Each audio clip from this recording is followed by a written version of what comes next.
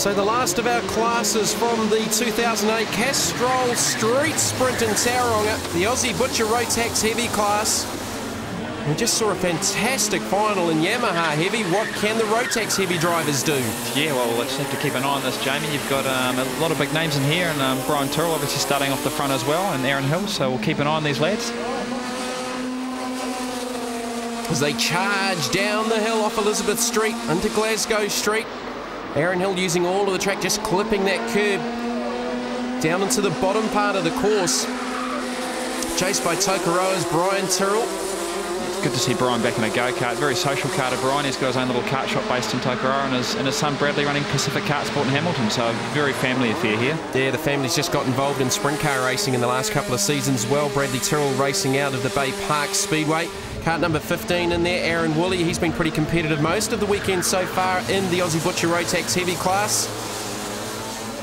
So heat number 3, effectively the pre-final. The finishing order in this race sets the grid for the all-important final.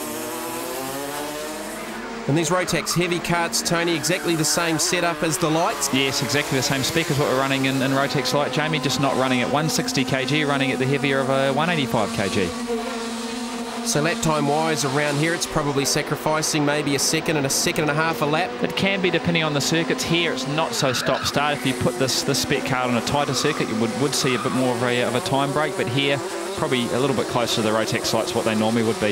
Just saw Brian Tyrrell make a small mistake down onto the bottom of the course. That's allowed the 15 of Aaron Woolley to close up in behind.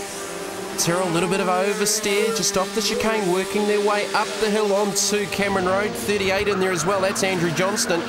And Michael Grimshaw having to work his way through the field from the back of the grid after a couple of problematic heats. It could be a little bit of tyre pressure that's hurting Brian here, because he got out the gate pretty quick, but he struggled to stop the thing that last time down the bottom, and it certainly hasn't got a lot of traction off the corner, so have to keep an eye on this one.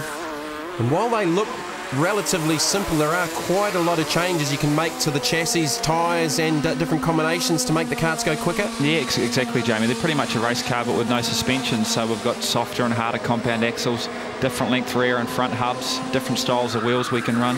Obviously front end geometry or your caster camber and your toe, it's exactly the same as what we can do on a car. So there is certainly enough stuff to keep you busy when you're not driving the thing. Michael Grimshaw is charging at the moment. He's worked his way from the rear of the field up inside the top 6.